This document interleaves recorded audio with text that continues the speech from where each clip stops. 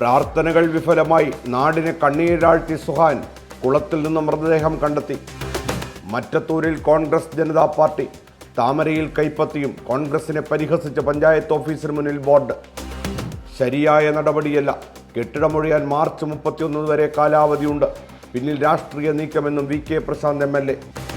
പ്രശാന്ത് കെട്ടിടത്തിന്റെ താഴത്തെ നില കൈയടക്കി വച്ചിരിക്കുകയാണ്.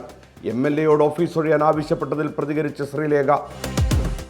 ഇനി നിയമ പോരാട്ടം. നിലമ്പൂരിലെ ഭൂസമരം അവസാനിപ്പിച്ച ആദിവാസികൾ. ഒഴുകിയെത്തിയ പ്രവാസി നിക്ഷേപം 3 ലക്ഷം കോടി രൂപ കടന്നു. പുതിയ നാഴികക്കല്ല്. നിയമസഭാ തെരഞ്ഞെടുപ്പിൽ 50% സീറ്റുകൾ സ്ത്രീകൾക്കും യുവാക്കൾക്കും.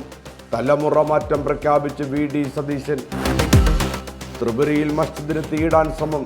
മദ്യക്കുപ്പികളും ഭീഷണിക്കത്തും ബജരംഗദൾ പതാകയും കണ്ടെത്തി.